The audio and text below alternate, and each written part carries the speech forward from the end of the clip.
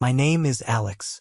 I'm 32 years old, and my entire family deliberately abandoned me on my wedding day as part of a calculated plan to ruin me.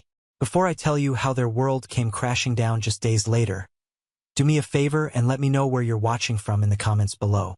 It's always good to know who's out there listening. Alright, let's get into the heart of it. The real beginning of the end wasn't the empty chairs at my wedding. It was a calculated act of desperation that took place 2 weeks before, on a gray Tuesday afternoon in Chicago. The city was bustling outside my office window, but inside, there was a focused calm. The low hum of our server bank was the heartbeat of my company, a sound I'd come to associate with progress and stability. We were on the verge of closing a landmark deal with a healthcare tech firm, a project that would secure our reputation and our future for the next 5 years. I was running on black coffee and the kind of deep, satisfying adrenaline that comes from seeing years of hard work pay off. My company, a bespoke software development firm I had started in my tiny apartment with nothing but a second-hand laptop and an idea, was my life's work. It was more than just code and contracts. It was the livelihood of 35 employees who trusted me, who depended on the decisions I made every single day. That comfortable hum was shattered by the crackle of my office intercom. It was my assistant, Sarah. Her voice was hesitant. "Alex, your father is here to see you. He doesn't have an appointment." I froze for a second, my fingers hovering over the keyboard. My father, Richard Wilson, never just dropped by. Phone call, maybe. A summons back to my hometown in Pennsylvania. Definitely. But a visit to my Chicago office? The place he derisively called my computer game factory? Something was wrong. Very wrong. "Send him in, Sarah," I said, my voice betraying none of the sudden anxiety twisting in my gut. He walked in, and my anxiety was immediately justified. He looked like a ship taking on water. His expensive suit, normally a symbol of his self-perceived status as the CEO of Wilson Innovations, was rumpled as if he'd slept in it. His face, usually florid and confident, was pale and drawn. He bypassed the usual pleasantries and sank into one of the plush leather chairs opposite my polished glass desk. A desk he'd once joked was too flashy for a kid playing with toys. "Alex," he began, his voice a dry rasp that barely carried across the room. "We have a problem. A serious one." I leaned back, consciously folding my hands on the desk to keep them from fidgeting. I had heard this opening line in various forms for the better part of a decade. My family's problems had an uncanny ability to become my financial responsibilities. It had been a slow, insidious creep. It started when I sold my first piece of software in college, a simple scheduling application for local businesses. The first request was for $500 to fix the transmission on my younger brother Michael's car. Then it was $1,000 for a new roof on their house because of a storm. As my income grew, so did the scale of their emergencies. It was a classic case of boiling a frog, a slow financial and emotional drain that I had allowed out of a deeply ingrained, misguided sense of familial duty. "What kind of problem is it this time, Dad?" I asked, my tone carefully neutral. He let out a long, theatrical sigh, a sound designed to elicit maximum sympathy. "Wilson Innovations is on the ropes," he said, staring at a point just past my shoulder. "The bank is calling in our loans. They're threatening to liquidate. We're on the verge of bankruptcy." Wilson Innovations, my father's pride and joy, a regional tech company that manufactured specialized hardware components, a relic of the late 90s that he ran like a feudal lord in his small Pennsylvania town. He refused to innovate, refused to adapt, and surrounded himself with yes-men. In his mind, his company, with its physical products and aging factory, was a real business. Mine, a thriving, agile firm on the cutting edge of software technology, was just a digital distraction. "I'm sorry to hear that," I said, and the sentiment was genuine. Despite our history, I never wished for his failure. "Sorry doesn't pay the bills," he snapped, his desperation making him hostile. The mask of the weary patriarch slipped, revealing the angry, entitled man beneath. "I don't need your pocket change this time, Alex. I don't need you to cover a payroll. I need something real." He leaned forward and slid a thick, menacingly official folder across my desk. The logo of a major corporate bank was stamped on the front. "I need you to sign these." My hand trembled slightly as I opened the folder. The pages were dense with legal jargon, a forest of clauses and subclauses. But I didn't need a law degree to understand the brutal meaning. He wasn't just asking for money. He was demanding I sacrifice my own creation to save his. The documents were a personal guarantee, an agreement to sign over a significant, controlling portion of my company's shares as collateral. He wanted me to tie my success, my future, and the futures of my 35 employees to his sinking, mismanaged ship. It was a corporate anchor, and he wanted to chain it around my neck. This was no longer about helping family. This was about annihilation. I took a deep breath, the sterile, air-conditioned atmosphere of my office suddenly feeling suffocating. I read through the key paragraphs again, just to be sure. There it was, in black and white. The undersigned, Alex Wilson, does hereby pledge a 40% equity stake in Innovate Solutions LLC as security. 40%. Not a loan, not a gift. Pound of flesh. He was asking for a controlling interest in my life's work. Slowly, deliberately, I closed the folder. The soft click of the cardboard seemed to echo in the silent room. I slid it back across the gleaming surface of the desk, stopping it right in front of him. "No," I said. The word was quiet, almost a whisper, but it landed between us with the force of a physical blow. It was a word I had swallowed for 10 years, a word I had choked on out of guilt and a desperate, childish need for his approval. Saying it now felt both terrifying and liberating. My father stared at me, his mouth slightly agape. Disbelief warred with indignation in his eyes. He looked at me as if I'd just sprouted a second head. "No," he repeated, his voice dangerously soft. "What do you mean, no? Did you even read it? This is the family's legacy we're talking about. The Wilson name. Your grandfather would be turning in his grave." The mention of my grandfather, a man I respected, a man who had built his own small business with integrity, was a low blow. "My grandfather built his business on sound decisions, Dad. Not on handouts," I countered, my own voice hardening. "And Innovate Solutions is my legacy. It has my name on the door. I have 35 employees here, people like Sarah, out there at the front desk. She's a single mom. Her kids' college fund, her mortgage, her family's entire stability depends on this company remaining stable. I will not risk all of that, everything they have worked for, everything I have worked for, to bail you out of a situation you created through years of mismanagement." For a decade, I had said yes. Yes to the $20,000 for my sister Rebecca's soul-searching sabbatical in Europe after she graduated from Harvard. A trip from which she returned with an even more pronounced sense of superiority and a mountain of designer luggage. Yes to the substantial down payment on her husband Derek's first house, a house they now use to host fundraisers for his political campaigns.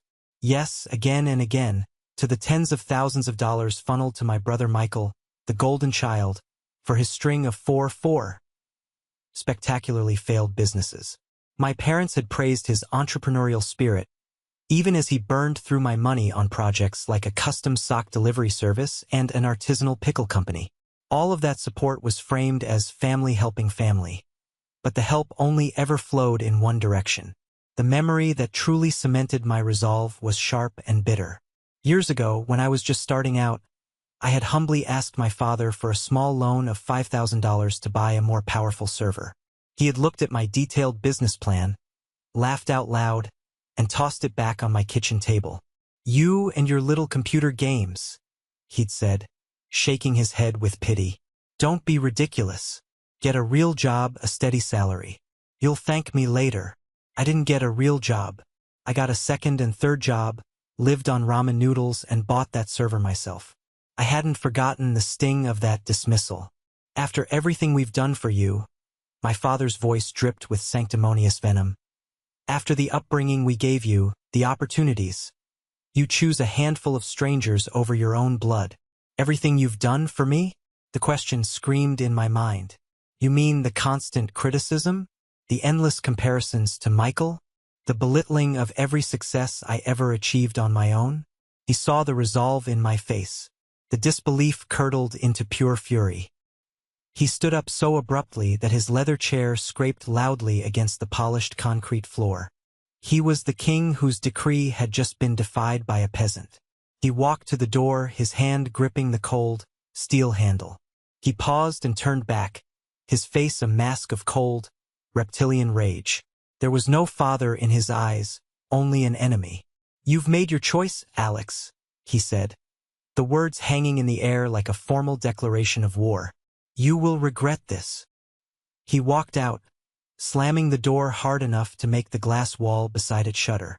I sat there in the ringing silence, the aftershock of his words vibrating in the air.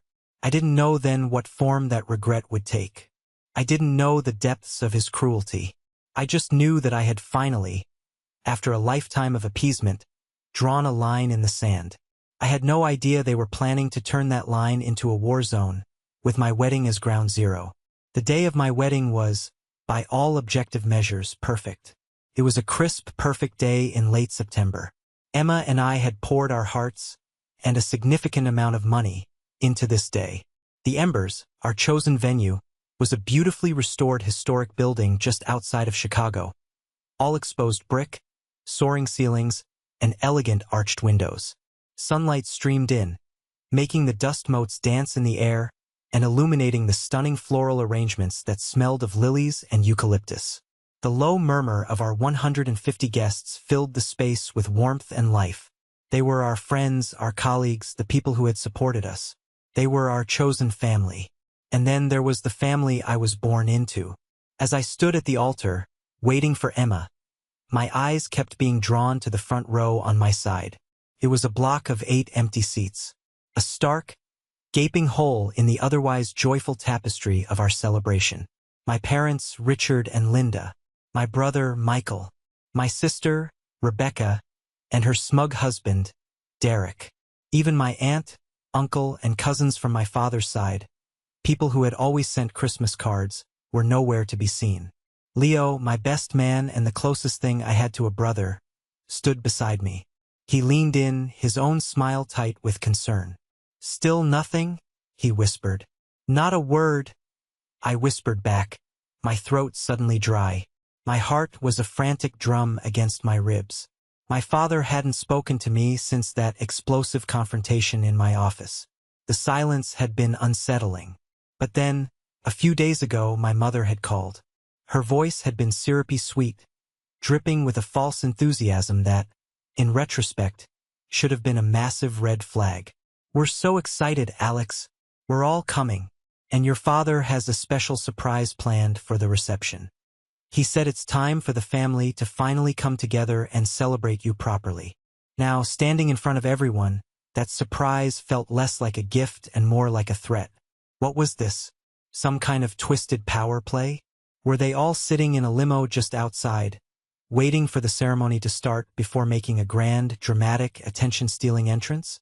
The thought was so deeply, pathologically typical of them that it was almost believable. They couldn't stand it when the spotlight was on me.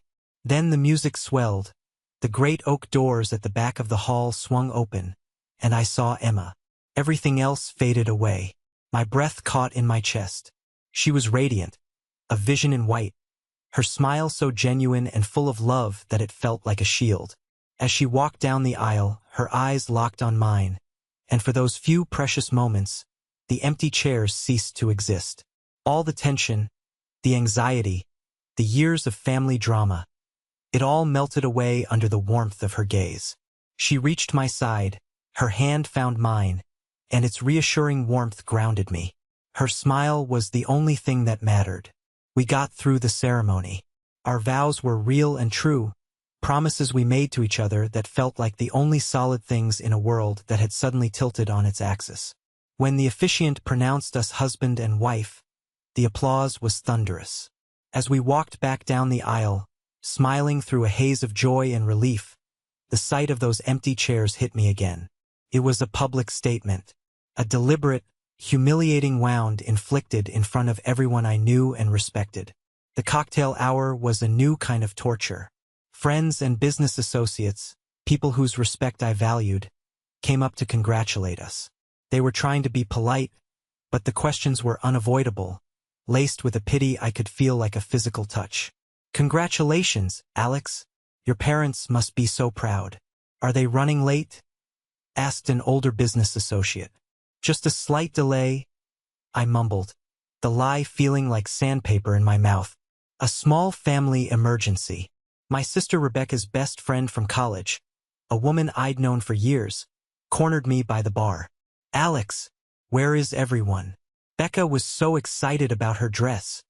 Her cheerful obliviousness was like a knife twisting in the wound.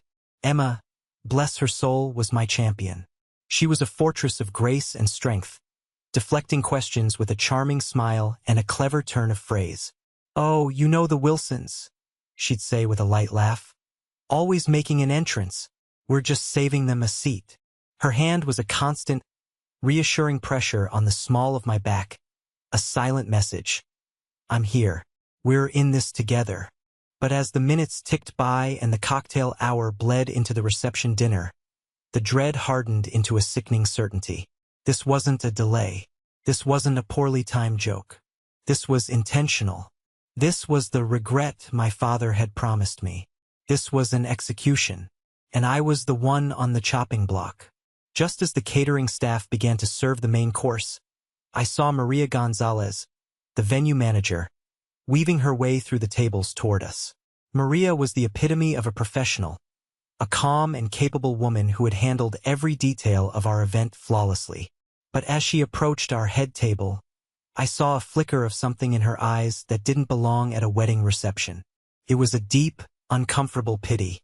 "Mr. Wilson," she said, her voice a discreet murmur meant only for me and Emma. "I am so sorry to interrupt. Courier just dropped this off. He was given very specific instructions to deliver it to you personally at precisely this time." She handed me a single, crisp white envelope. It was heavy, made of expensive cardstock. My name, Alex, was written on the front in my mother's elegant, looping cursive, a script I had seen on a lifetime of birthday cards and hollow apologies. My heart, which had been hammering with anxiety all day, suddenly felt like it was beating in slow motion. This was it. The explanation. The apology. The reason. With trembling fingers, I tore open the seal. Inside was one of our own wedding cards, the beautiful one with the embossed silver leaves that Emma had spent weeks picking out. But the pre-printed congratulations had been crossed out. Below it, scrawled in my father's aggressive, slanted handwriting, were 7 words. 7 words that burned themselves onto my brain like a branding iron. "Let's see how the failure gets embarrassed without his family." The world tilted. The air rushed out of my lungs as if I'd been punched in the gut. The sounds of the reception, the soft jazz music, the gentle clinking of silverware, the murmur of happy conversation, receded into a distant, muffled roar, like I was underwater. I read the words again and then a third time. My mind simply couldn't or wouldn't process the sheer, unadulterated cruelty of it. Failure. After all my work, after building a successful company from scratch, after supporting them for a decade. That's still all I was to him. To all of them. A failure to be publicly shamed. Emma saw my face drain of all color. "Alex? Honey, what is it?" She gently took the card from my numb, nerveless fingers. Her gasp was sharp and visceral, a sound of pure, uncomprehending shock. Her eyes blazed with a protective fury that was almost terrifying. "I don't understand," I whispered, shaking my head slowly from side to side, as if I could physically negate the reality of the words on the card. "Why? Why would they do this?" Maria cleared her throat, her professional demeanor cracking to reveal a woman genuinely outraged on our behalf. "Mr. Wilson, Alex," she said, her voice firm now, "I think you need to know something." I wasn't going to say anything because I couldn't believe anyone would be so malicious. But now, she motioned for us to follow her, leading us to a small, quiet alcove behind a curtain, away from the prying eyes of our guests. "Your father and your brother-in-law, Mr. Palmer, were here 2 weeks ago," she began, her words coming out in a rush. "They were here to confirm the seating chart," they said. I was in the adjoining office, and the door was open. I overheard their entire conversation. I am so sorry. I truly thought it must be some kind of sick, tasteless joke. What did you hear? Emma demanded, her voice trembling, not with sadness, but with white-hot rage. Maria took a deep breath, her eyes meeting mine with profound sympathy. Your father was talking to Mr. Palmer. He was laughing. He said, and I remember this very clearly because it was so shocking. He'll be standing there like a complete idiot. All his fancy new Chicago friends will see that he's nothing without his family. He'll be so humiliated, he'll have to come crawling back to us.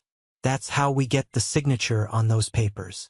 Your brother-in-law, the politician, he said it was a brilliant hostile negotiation tactic. Hostile negotiation tactic. The cold, corporate phrase echoed the brutal logic of my father's world. This wasn't an act of petty spite. This wasn't a simple family squabble that had gotten out of hand. This was a calculated, strategic assault. They were weaponizing my wedding, my love for Emma, my public reputation, everything I held dear, to try and extort me, to force me to sign over my company. The final piece of the puzzle clicked into place, and the image it formed was grotesque and monstrous. Just as this horrifying realization washed over me, my phone, which I'd set to vibrate, buzzed insistently in my pocket. I pulled it out, expecting another hateful text. But it was a notification from my smart home security system at the Lake Michigan house. The house I'd bought as a sanctuary. The house I had once, in a moment of profound foolishness, told my family to treat as their own. The notification wasn't a motion sensor alarm. It was an alert I had set up myself for an unusual circumstance. A feature I never thought I'd actually need. Activity detected. High decibel audio levels consistent with a party. Multiple voices detected in living room area. Leo, who had seen us slip away and had followed us with a concerned look, saw the message over my shoulder. His eyes went wide with disbelief. No, they wouldn't, he breathed. He pulled out his own phone, his fingers flying across the screen. He was checking social media. His face went pale. Alex, he said, his voice barely a whisper. His hand was shaking as he turned his phone toward me. Oh man, you need to see this. My brother, Michael, was on the screen. He was grinning inanely into his phone's camera. He was live streaming, and he was doing it from inside my house. I have expanded the first two parts of the story, adding more detail, internal monologue, and dialogue to increase the word count and emotional depth, as requested. I will now continue this process for the remaining parts of the story to build a complete narrative that meets the minimum 10,000 word requirement. I will proceed with writing the rest of the story in the same expansive style. The image on Leo's phone was a surreal, sickening tableau of betrayal. It wasn't just a live stream, it was a victory party. My entire family, all 8 of them, were there, sprawled across my cream-colored sofas in the living room of my lake house. The room was a sanctuary I had designed myself, a place of clean lines, calm colors, and wide windows looking out over the water. They had violated it, turned it into a stage for their cruelty. They were laughing, holding up glasses filled with my best bourbon, the expensive stuff I saved for special occasions. This was supposed to be a special occasion. My father, Richard, was there, leaning back with a smug, satisfied grin on his face, looking nothing like the desperate, rumpled man who had pleaded for my help in my office. He looked like a king surveying his newly conquered territory. My mother, Linda, was ostentatiously showing off a new diamond bracelet to my sister, Rebecca, who was admiring it with a look of smug satisfaction. And Michael was the gleeful master of ceremonies for this grotesque spectacle. He held his phone up, a wide, boozy grin plastered across his face, as he addressed his audience of a few hundred anonymous strangers. And a big shout-out to my big brother, Alex, he slurred, raising his glass in a mock toast that sent a wave of fresh nausea through me. He thinks he's too good for us now. Thinks his little computer company in the big city makes him a big shot. Well, I ask you, he gestured dramatically around my living room, who's living the high life now? He's probably standing there all alone, trying to explain to his rich new friends why his own family bailed on him. Talk about embarrassing. Cheers to that. They all roared with laughter and raised their glasses. Cheers. A tinny, distorted chorus of contempt and betrayal, broadcast for the world to see. It was a public stoning, a digital age pillory, and they were using my life, my home, my reputation as the rocks. A strange thing happened in that moment. The deep, agonizing wound of being abandoned on my wedding day didn't disappear, but it was instantly cauterized by a different emotion. An anger so cold, so sharp, so utterly clear, it felt like a shard of ice forming in my chest. The grief was still there, a gaping chasm. But now, it was illuminated by the cold, bright light of pure, clarifying rage. This wasn't just a family dispute anymore. This was a security breach. Emma saw the transformation in my eyes. She saw the hurt recede and the steel replace it. She immediately went into action. She was magnificent. "Leo," she said, her voice low but crackling with authority. "Go back out to the reception. Find the DJ. Tell him we're moving up the toasts and the dancing. Get on the microphone, say we were called away for a brief, urgent matter but that we insist the party continues. Keep everyone happy. We are not letting them win. We are not giving them the satisfaction of ruining this day." Leo nodded, his face grim, and hurried off to perform damage control. Emma turned to me, her beautiful face a mask of furious determination. She took my hands in hers. "Alex," she said, her voice fierce. "Breathe. We will handle this. But not now. Tonight we have 150 friends out there who love us. We will go out there, we will cut our cake, we will have our first dance, and we will smile. We will show them, and everyone else, that we are unbreakable. Their poison stops right here. It does not get to touch this moment." She was right. I took a deep, shuddering breath. "Okay," I said, my voice hoarse. "Okay." We walked back into the reception hall hand in hand, forcing smiles onto our faces. The next hour was an out-of-body experience. We danced. We cut the cake. We listened to Leo and my maid of honor give beautiful, heartfelt speeches that carefully avoided any mention of my family. I felt like an actor on a stage, playing the part of the happy groom. But beneath the surface, my mind was already working. A different part of my brain, the logical, problem-solving part, was taking over. Later that night, after the last guest had departed, we found ourselves in a taxi, heading not to a honeymoon suite, but back to our apartment. The adrenaline had worn off, leaving a heavy, exhausted silence. When we got inside, I didn't take off my tuxedo. I walked straight to my home office. "What are you doing?" Emma asked, her voice soft with concern. "I'm building a wall," I said, sitting down at my desk and firing up my computer. A firewall. My fingers flew across the keyboard. I wasn't the grieving son or the humiliated groom anymore. I was a software architect. My world was one of logic, of systems, of encryption and secure protocols. And my family had just become a hostile entity, a virus that needed to be quarantined and eradicated. First, email. All personal and business accounts.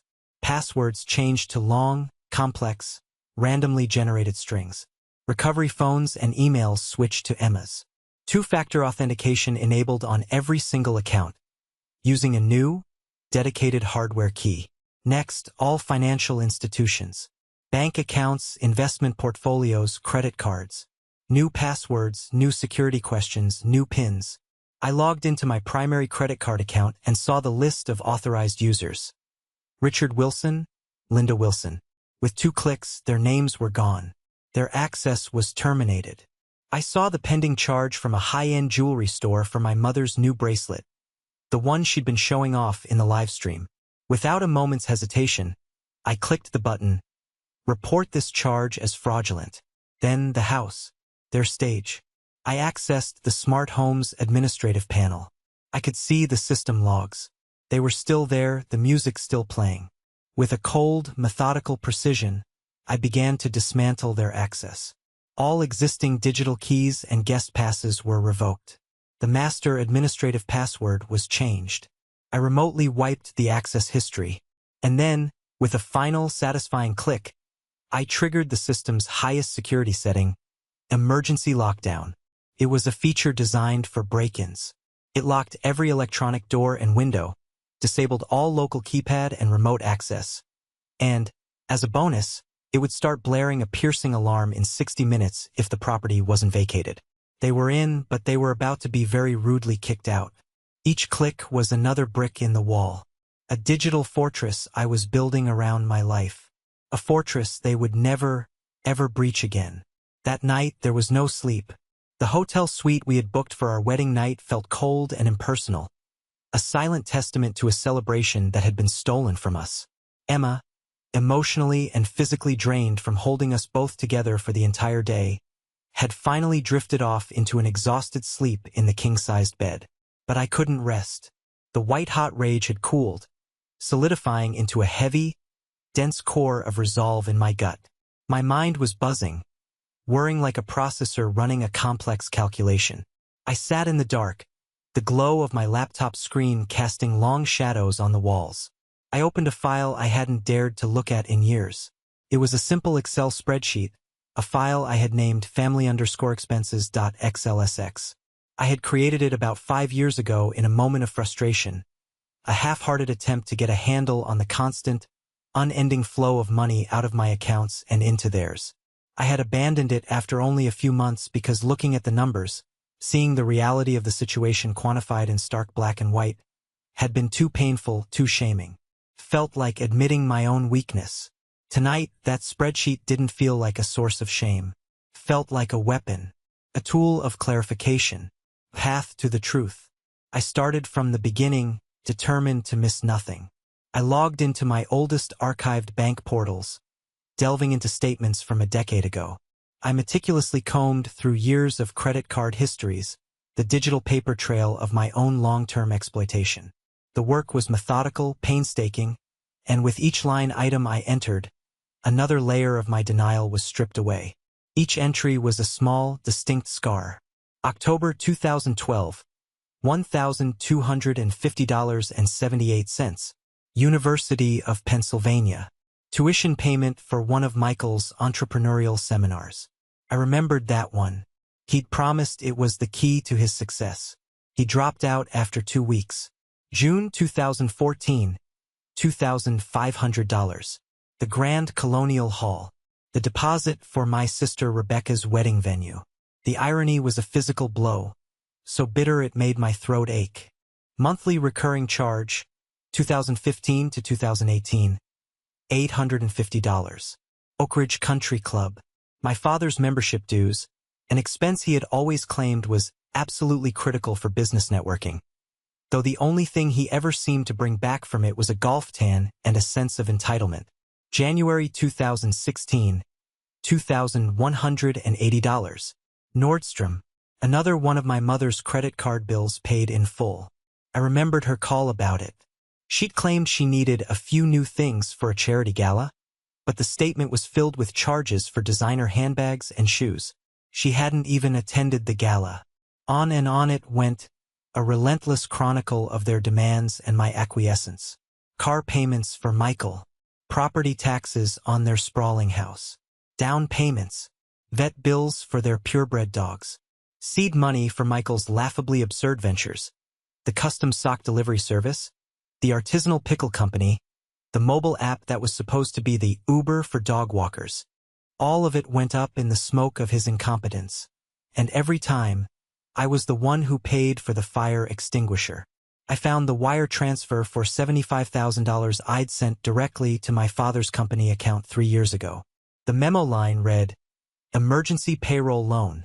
He had called me in a panic, claiming he couldn't pay his employees and that Wilson Innovations would collapse without my immediate help.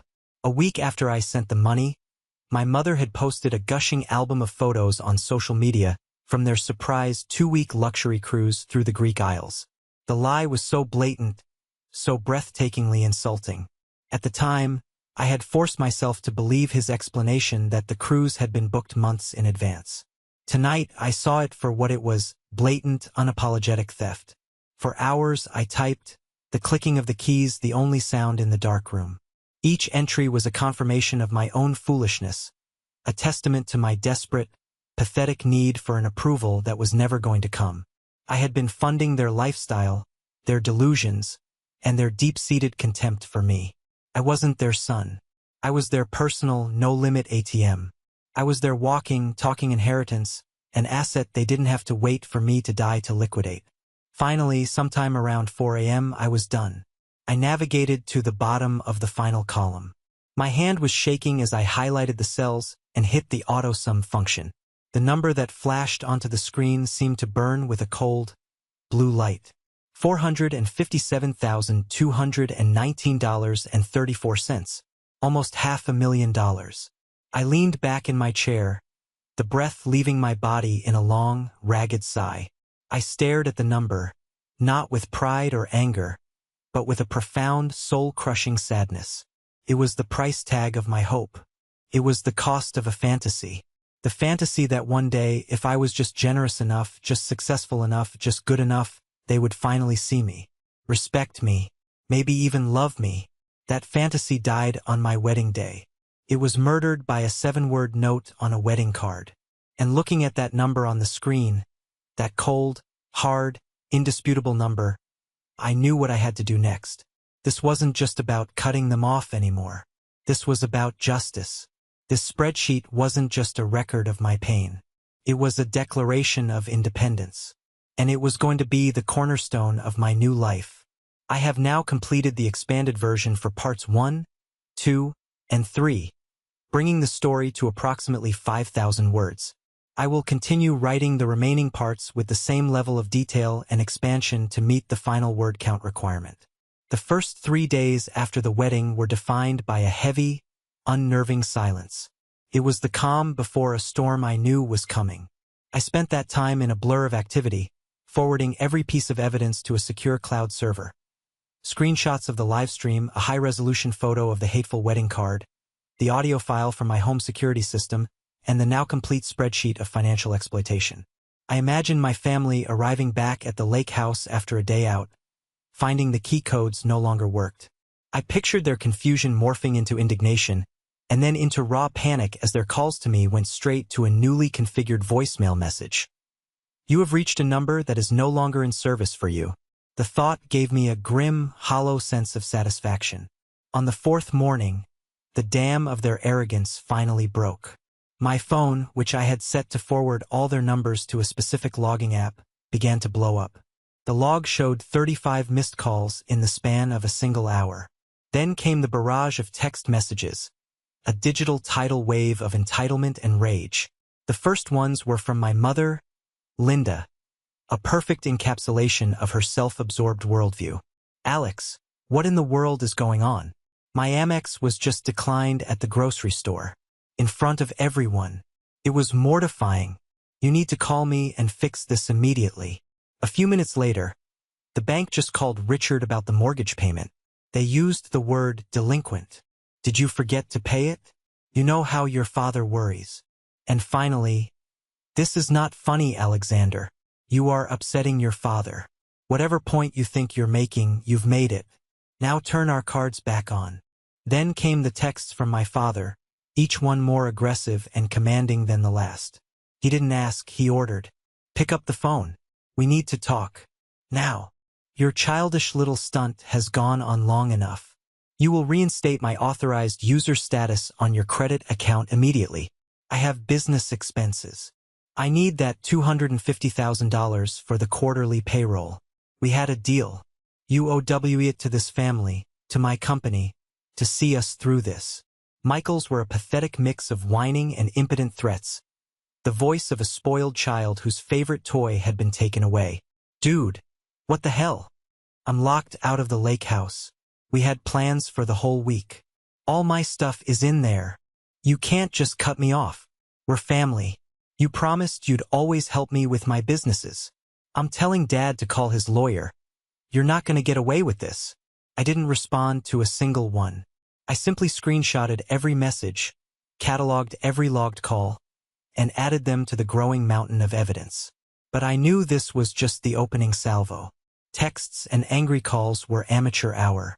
The real attack, the one designed to do real damage, came from the one person in my family who truly knew how to play dirty. my brother-in-law, the Honorable Derek Palmer. Derek was a slick, ruthlessly ambitious local politician whose entire career was a carefully constructed facade of family values and community leadership. A messy, public scandal involving his wife's family was a direct threat to his ambition, and he reacted like a cornered snake. A week after the wedding, the first shots were fired in his real war. A handful of anonymous, one-star reviews appeared on my company's public profiles on Google and Glassdoor. They were cleverly worded, using corporate jargon to sound credible. Unethical billing practices. Chaotic project management. A culture of broken promises. Then it escalated. A formal-looking email, sent from a disguised, anonymous address, landed in the inbox of the vice president of procurement at my biggest client, the healthcare corporation whose contract we were about to sign. The email was a masterpiece of insinuation. It didn't make any direct accusations.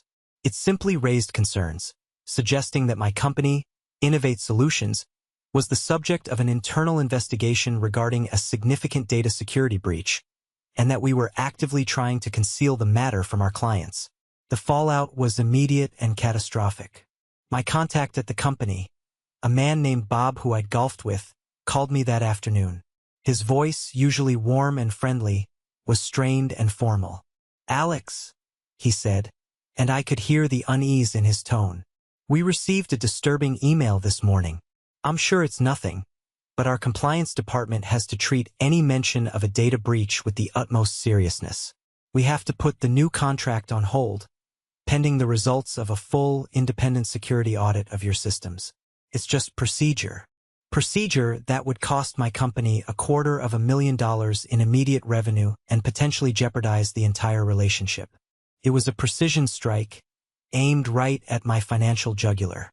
It was designed to cripple me, to make me bleed, to force me back to the negotiating table with my family, beaten and desperate. The pressure was immense. The rumors started to circulate.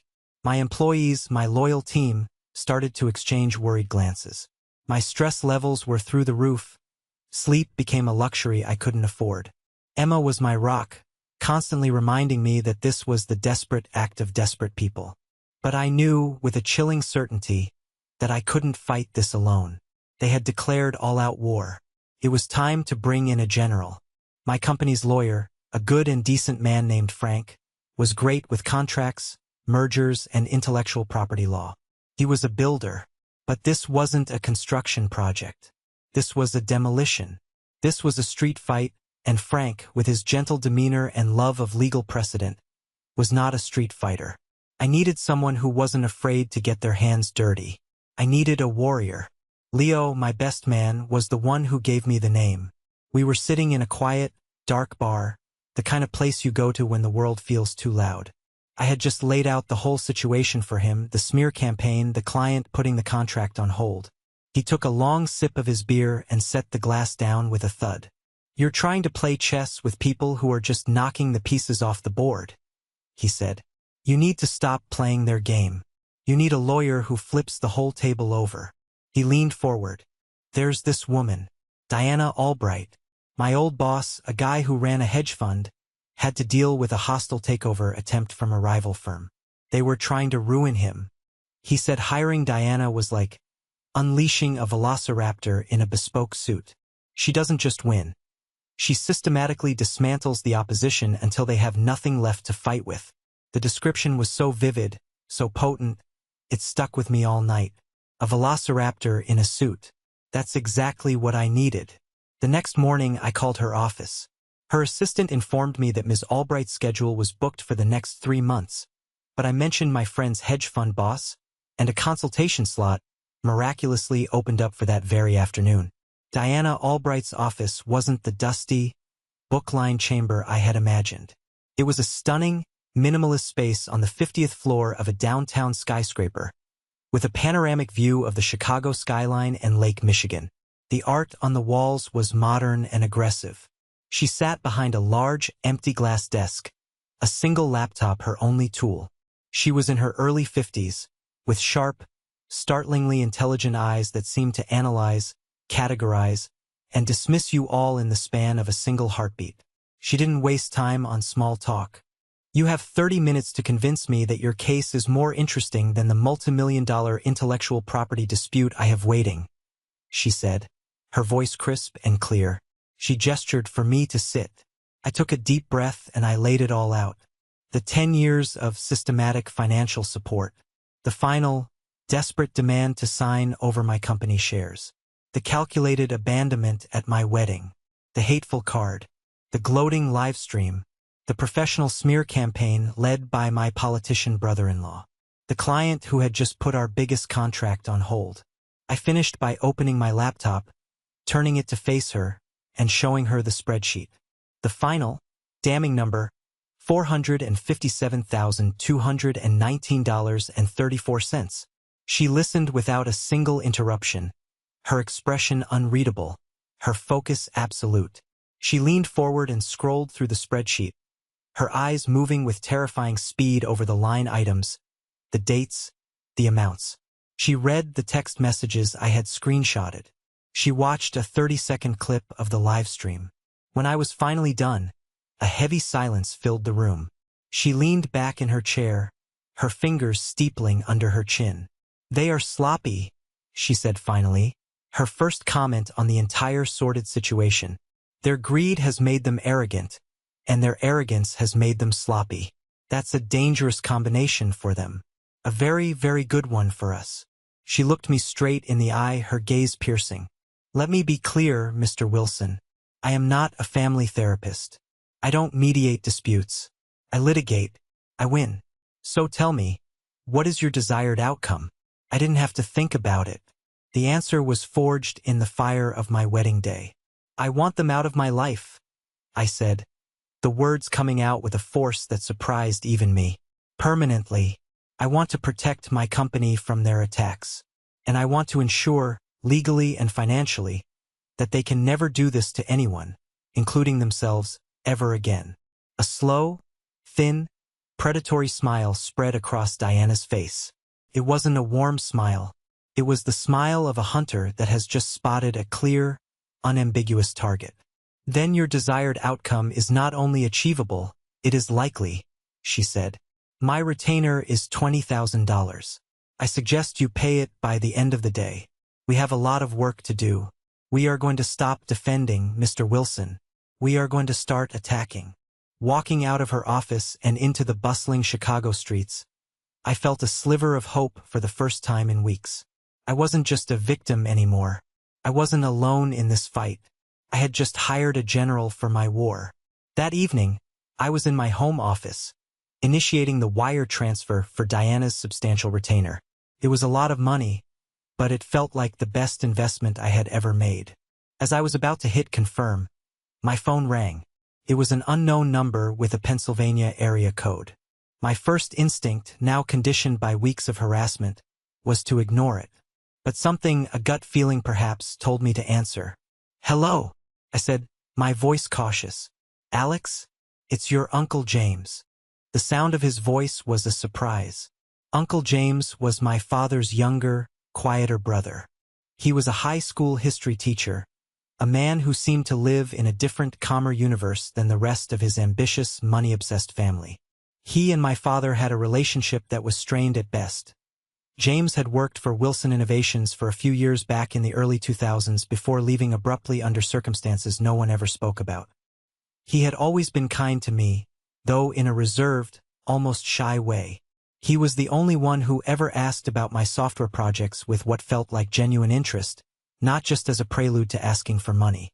He and his wife, my Aunt Carol, had been the only ones to send a separate, lovely wedding gift, a beautiful set of crystal wine glasses, with a handwritten note apologizing for their absence. They had vaguely cited a pre-planned, non-refundable anniversary trip. I now suspected my father had pressured them, and the rest of the family, not to come. "Uncle James," I said, a genuine warmth in my voice for the first time in days. "It's really good to hear from you." "You too, Alex. Listen, I won't keep you long. Carol and I just got back in the country. We heard what happened at the wedding." He paused, and I heard him take a heavy breath. "I am so ashamed of my brother, Alex. Ashamed of all of them. What they did is inexcusable. Thank you for saying that, I said, my throat suddenly thick with emotion. That's not why I'm calling, he continued, his voice lowering slightly. I'm calling to warn you. Warn me? About what? Be careful, he said, the words sharp and urgent. You've poked the bear, and your father, when he feels cornered, he doesn't just fight. He destroys. He's not a builder, Alex, he's a demolitions expert when it comes to people's lives. I've seen him do it before. What do you mean? I asked, leaning forward, my full attention now on his words. Years ago, before you were even in high school, he had a business partner. A good man named Frank Henderson. They built Wilson Innovations together from the ground up. But when the company started becoming successful, Richard wanted it all for himself. He cooked the books, falsified invoices to make it look like Henderson was embezzling money. He spread vicious rumors around town, told suppliers that Frank was a drunk and a thief. He ruined the man. Henderson lost everything. His stake in the company, his reputation, his house. He had to leave town with his family, completely broken. The story sent a cold chill down my spine. This wasn't a new behavior pattern for my father, brought on by desperation. This was who he was. This was his playbook. Why are you telling me this now, James? I asked quietly. There was a long, heavy pause on the other end of the line. I could hear the internal struggle in his silence. Because for years, I've watched Richard and Linda treat you like a walking, talking bank account instead of a son, he said finally, his voice raw with a long-suppressed anger. I watched them praise Michael for burning through your hard-earned money while they belittled every single one of your achievements. I stayed silent because he was my brother and it was easier than starting a war. And I am not proud of that silence. I can't stay silent anymore. Not after what they did to you and that lovely wife of yours. He hadn't offered any documents. He hadn't promised to testify. It was just a warning, a story from the past. But it was more than that. It was a confirmation that I wasn't crazy. Someone else saw the decades of injustice. And more importantly, he had just given my new general, Diana Albright, a name. Henderson, the ghost of my father's past. A potential skeleton in his closet. Thank you, Uncle James, I said, my voice thick with a gratitude that was almost overwhelming. It means more than you will ever know. After we hung up, I immediately drafted an email to Diana. I told her everything James had just told me, including the name, Frank Henderson. Her reply came back in less than 5 minutes, time-stamped at 9:47 p.m. Got it. Interesting. Let's see what skeletons we can dig up. The battlefield had just expanded into the past, and I had a feeling my father had buried a lot of bodies there. I have now completed the expanded version for Part 4, bringing the story's total to approximately 7,500 words. I will continue this expansive writing style for the remaining parts to ensure the final narrative is rich, detailed, and meets the 10,000 plus word count requirement. Diana Albright was, as my friend Leo had promised, a force of nature. She didn't just practice law, she waged it. Within 48 hours of me paying her retainer, a cease and desist letter, drafted with the lethal precision of a surgical strike, was dispatched via courier to my father, to Michael, and to Derek. It was a masterpiece of legal intimidation.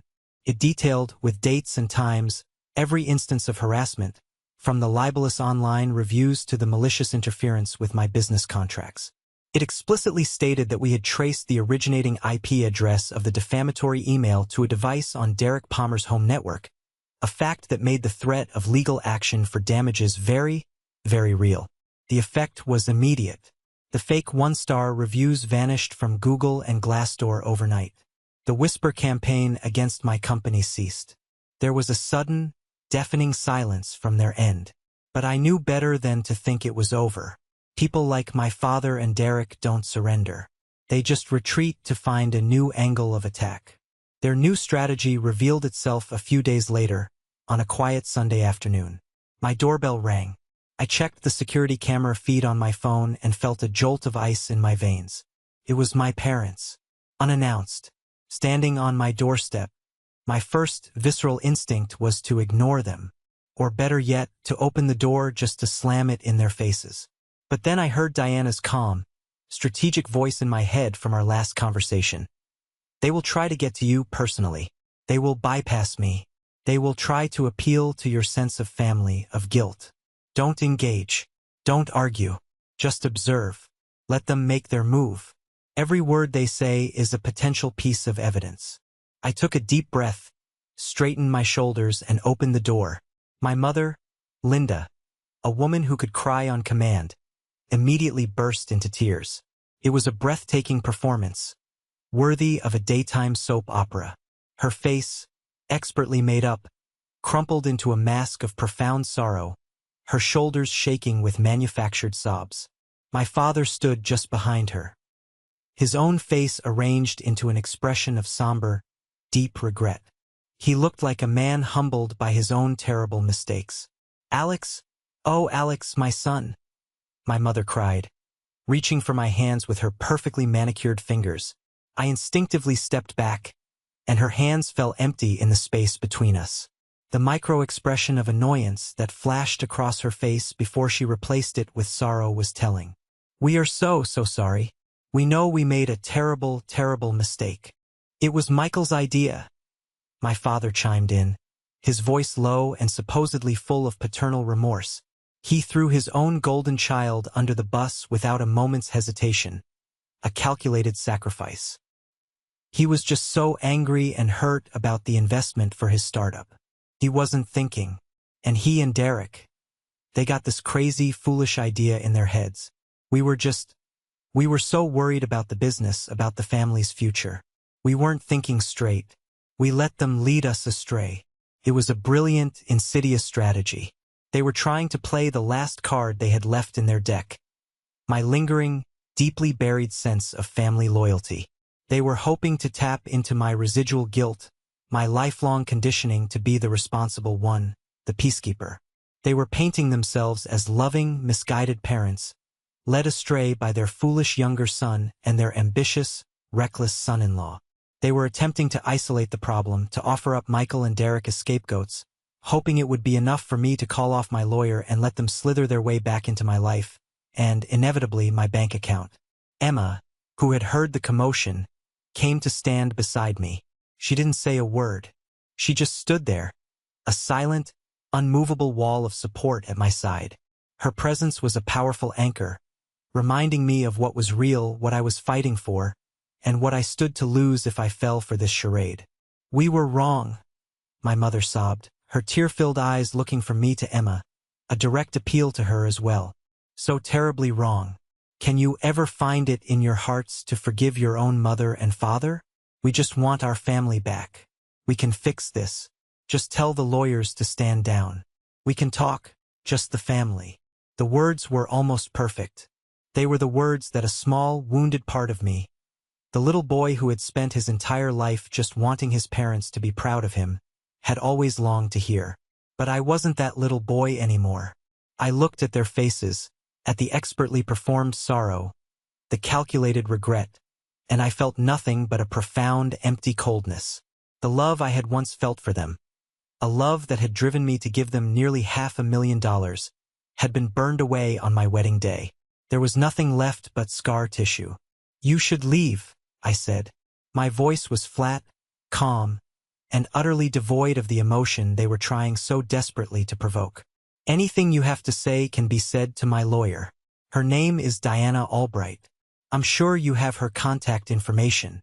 I closed the door on their shocked, momentarily speechless faces. The solid, definitive click of the deadbolt locking into place echoed the sound my father had made when he slammed my office door. This time, the echo and the power were mine.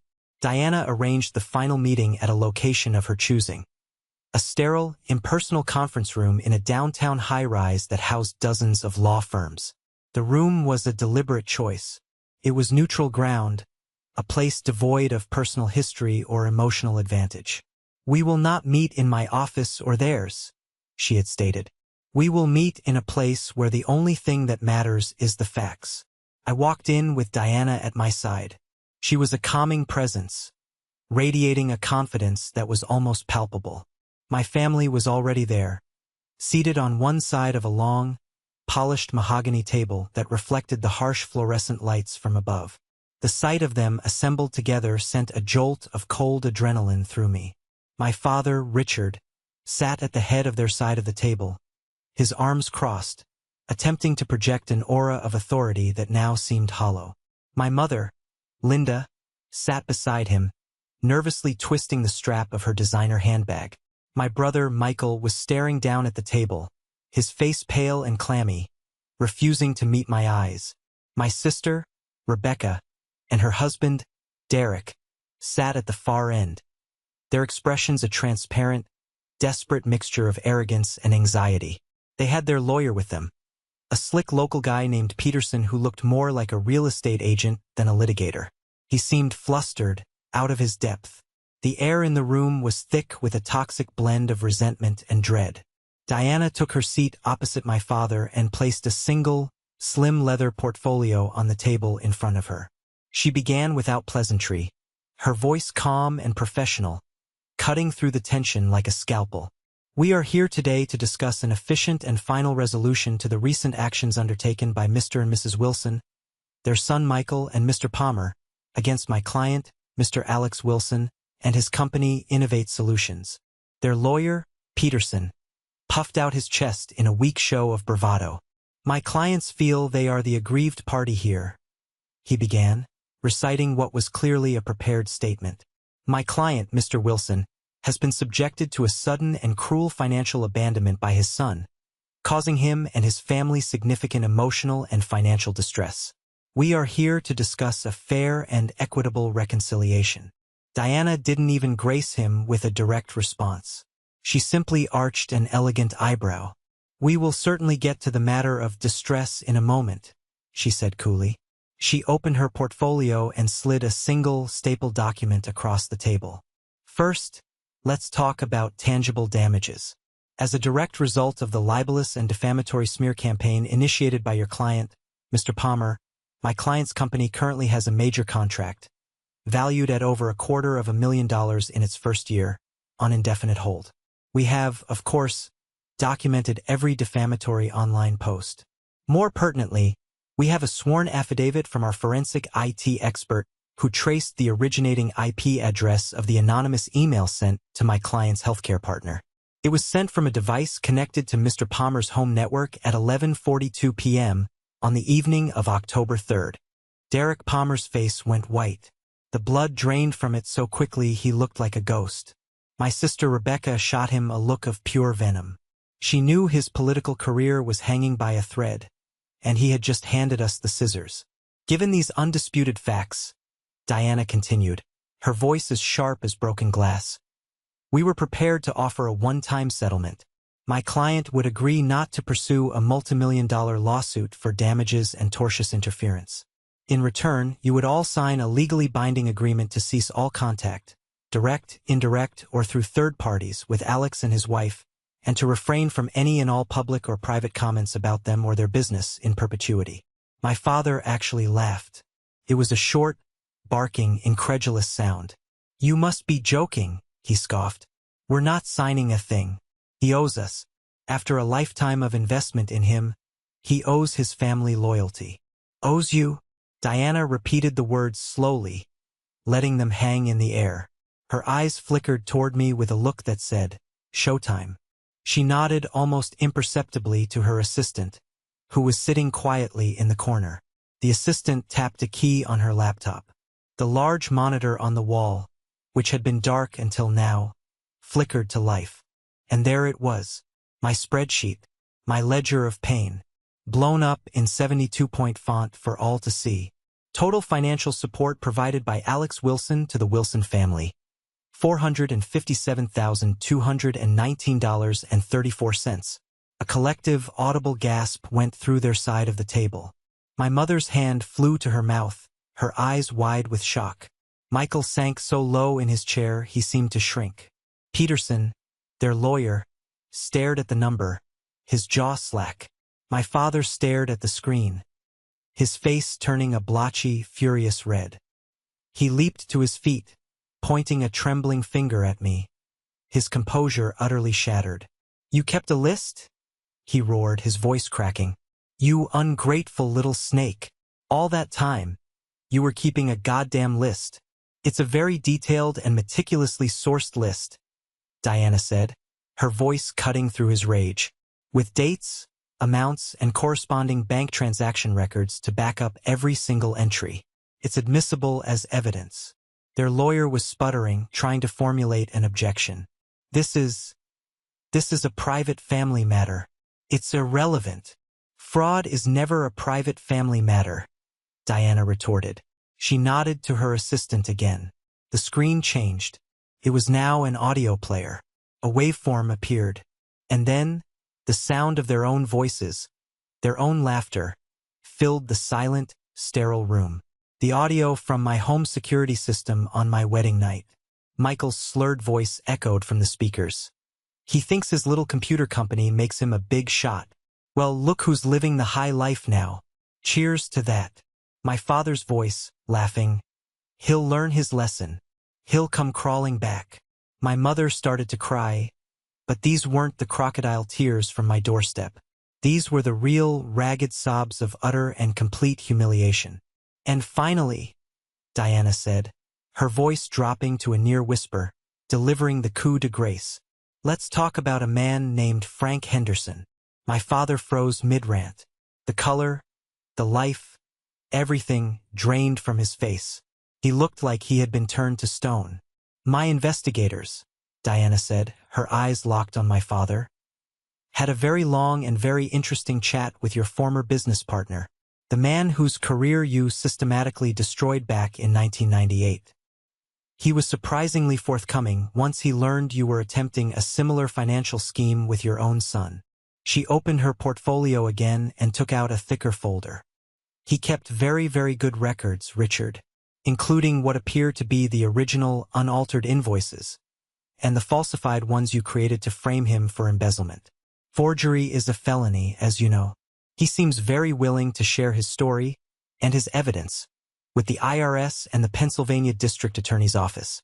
He feels it's a matter of long overdue justice. She slid the folder across the table. It landed in front of my father with a soft, final thud. Checkmate.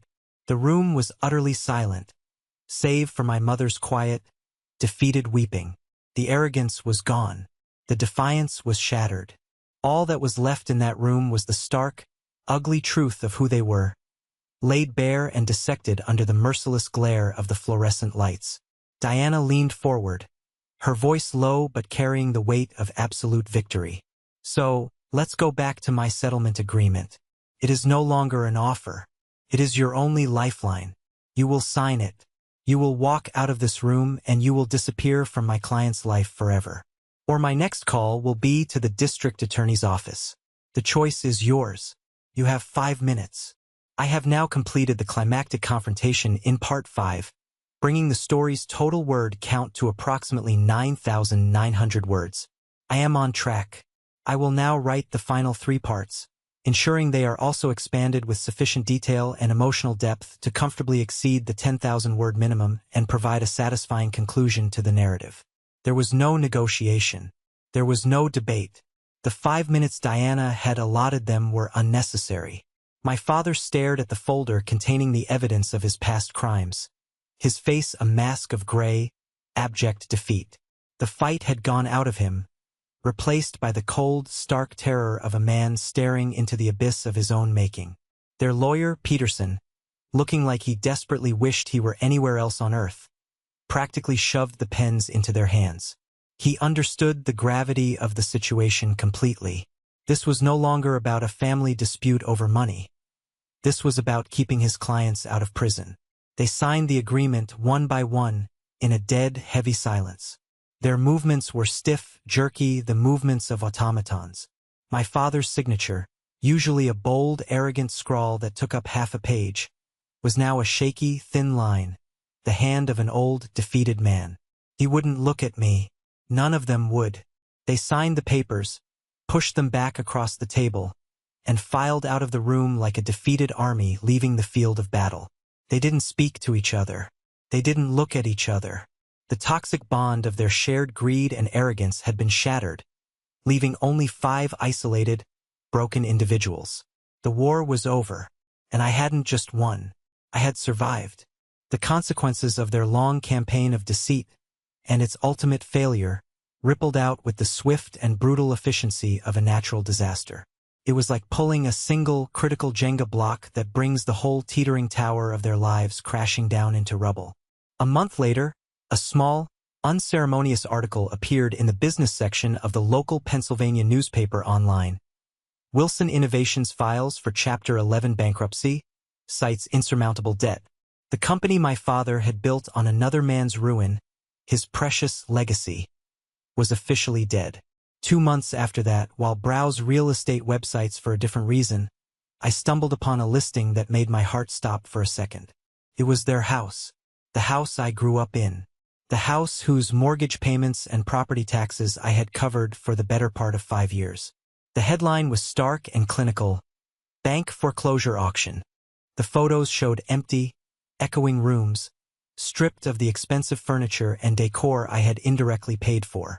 They were ghosts of a life they could no longer afford.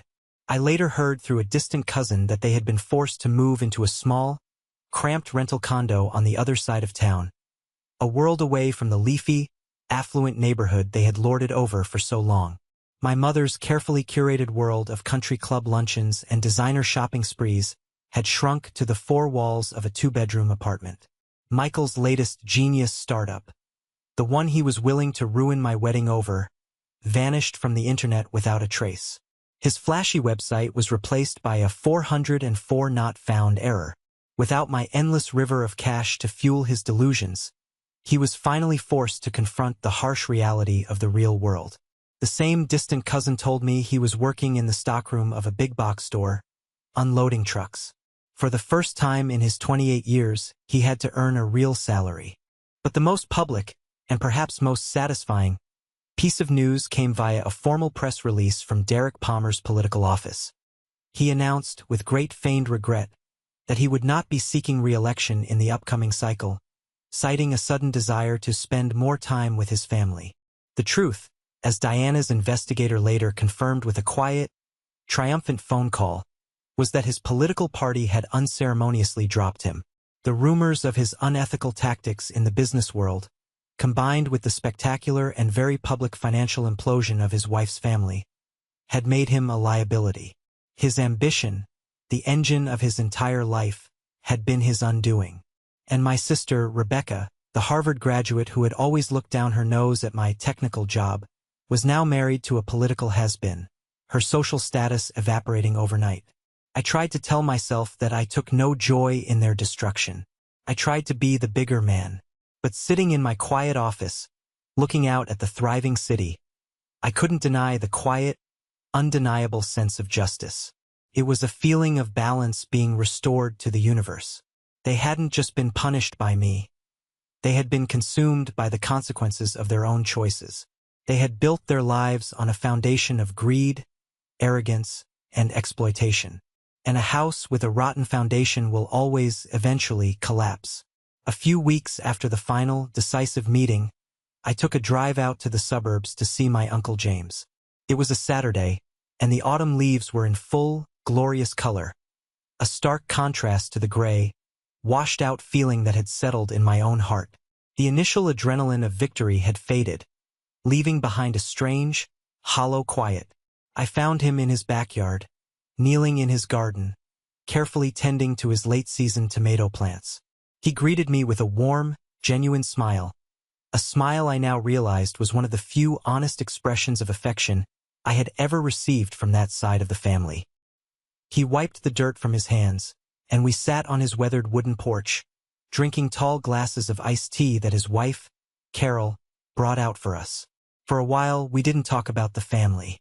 We talked about safe things. He asked about my company, and I told him about the new healthcare contract finally being signed. I asked about his high school history class, and he told me a funny story about trying to explain the complexities of the Cold War to a group of teenagers more interested in their phones. It was easy, normal. Finally, in a comfortable lull in the conversation, I asked the question that had been lingering in the back of my mind. "Why did you really do it, James?" I asked, looking out at his neat rows of vegetables. Why did you help me? He's your older brother. He was silent for a long time, swirling the ice in his glass. He looked out at his garden, his face thoughtful. Family is supposed to be a source of strength, Alex, he said at last, his voice quiet but firm. It's supposed to be a safe harbor in a storm. But with Richard, it was never a family. It was always a kingdom, and he was the king. Everyone else had a role to play that served him. Linda was the queen, whose job was to maintain their social standing. Michael was the crown prince, the heir apparent, who could do no wrong. And you, my boy, were the treasury. He turned to look at me, his eyes full of a deep, sad understanding. Your job was to keep the kingdom funded, to pay for their lifestyle, to finance their ambitions. And the moment the treasury said no, you were no longer a son. You were a traitor to the crown. I couldn't stand by and watch the kingdom drain its own treasury dry and then have the audacity to blame it for being empty. I just couldn't do it anymore. I confessed something to him then, something I hadn't even fully admitted to Emma, because I was afraid it would sound ungrateful. I thought I'd feel better after it was all over, I said quietly, my voice barely a whisper. Lighter, vindicated. And I do sometimes, but most of the time, I just feel empty. It's like a phantom limb. I know my family was toxic. I know that part of my life needed to be amputated to save the rest of me. But I can still feel it there sometimes. Aching. James nodded slowly, his gaze full of a profound empathy that brought a lump to my throat. Of course you do, son. That's called grief. And you have to understand you're not grieving the family you actually lost, because in many ways you never really had them to begin with. You're grieving the family you should have had. The one every kid deserves. A family with parents who celebrated your success instead of seeing it as a resource to be plundered. He leaned over and put a firm, warm hand on my shoulder. That ache, Alex, that's what reminds you that you have a heart. It's a scar. And scars aren't signs of weakness. They are proof that you survived something that should have destroyed you. Don't be ashamed of it. Let it be a reminder of your own strength. Let it be a guide for what to look for and what to avoid when you build a new family of your own. A family built on love, not on ledgers. His words were a balm on a wound I didn't even realize was still so raw and open. He was right. It was time to stop sifting through the ruins of my father's fallen kingdom. It was time to start laying the foundation for my own. The year that followed the confrontation was one of profound and quiet transformation. It wasn't a sudden, cinematic change, but a slow, steady rebuilding, both externally and internally. With the lawsuits settled and the constant, draining drama finally excised from my life, it felt like a massive, low-frequency hum of anxiety I hadn't even been fully aware of had suddenly been switched off. The effect on my company was immediate. The healthcare corporation, impressed by our transparency and the resilience we'd shown during the ordeal, not only reinstated the original contract but expanded its scope, adding a new development phase that was even more lucrative. My team, who had stood by me with unwavering loyalty through the uncertainty and rumors, worked with a renewed sense of purpose and camaraderie. We had been through a fire together and come out stronger on the other side. We weren't just a company anymore, we were a unit. We finished that fiscal year with our revenue up a staggering 30%, a testament to the focus and energy that was no longer being siphoned off by family toxicity. But the most significant changes weren't quantifiable on a balance sheet. They were happening inside me. The world looked different. My decision-making process had been fundamentally altered. One afternoon, about 6 months after the settlement, I was in a boardroom meeting with the founders of a flashy e-commerce startup. They were seeking a partnership, wanting my firm to build out their back-end infrastructure. The deal was incredibly profitable, the kind of high-profile project that would get us written up in tech journals. A year ago, I would have jumped at it without a second thought. But as I listened to the founders talk, with their slick rhetoric about disruption and aggressive market capture, I saw my father in them. I saw the same willingness to cut ethical corners, the same dismissal of potential risks to user data, the same focus on profit above all else. There was a slickness, a hollowness, that set my teeth on edge. At the end of the meeting, I politely declined the partnership. My lead developer, a brilliant guy named Ben, walked back to my office with me, looking confused. "Alex, that was a lot of money to walk away from," he said.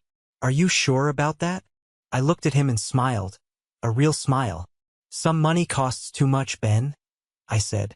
It was a simple sentence, but it felt like a mission statement for my new life. I was finally building a business and a life that aligned with my own values, not one that was constantly trying to appease the warped values of others. My focus began to shift from just building a successful company to building a meaningful one. I found a new, deep sense of purpose in mentorship. I joined the board of a local nonprofit incubator program for young, underprivileged entrepreneurs in Chicago. That's where I met Sofia Rodriguez. Sofia was a brilliant, fiery young woman in her early 20s with an idea that was born from her own life experience. She had designed an app that helped low-income, single-parent families find and coordinate affordable, reliable childcare, creating small, community-based co-ops. Her idea was solid gold, but her business plan had holes. She was passionate and smart, but she didn't know how to navigate the worlds of venture capital or corporate structure. She reminded me so much of myself 10 years ago, full of potential but desperately in need of guidance from someone who had walked the path before. I took her under my wing. I became her official mentor. I didn't give her a single dollar. I gave her something far more valuable: my time, my expertise, my network. We spent hours in my office on weekends, poring over her business plan, stress testing her code, refining her pitch deck. I introduced her to Frank, my old, good-hearted lawyer, who helped her set up her corporate structure pro bono. I prepped her for investor pitches, playing the role of the skeptical venture capitalist. When she finally stood on the stage at a citywide pitch competition and, with poise and passion, secured her first round of seed funding, the look of pure, unadulterated triumph on her face gave me a jolt of satisfaction so profound it almost brought me to tears. It was a feeling more rewarding than any contract I had ever signed. I was becoming the mentor I had so desperately needed myself. I was building a different kind of legacy, one based not on exploitation, but on empowerment. And it felt like coming home. Thank you for listening to my story. I hope it resonated with you in some way. Have you ever had to make a difficult choice to protect your own peace and build a new path for yourself? I'd be honored to read your story in the comments below. And please, don't forget to like and subscribe if you'd like to hear more. Truly means a lot.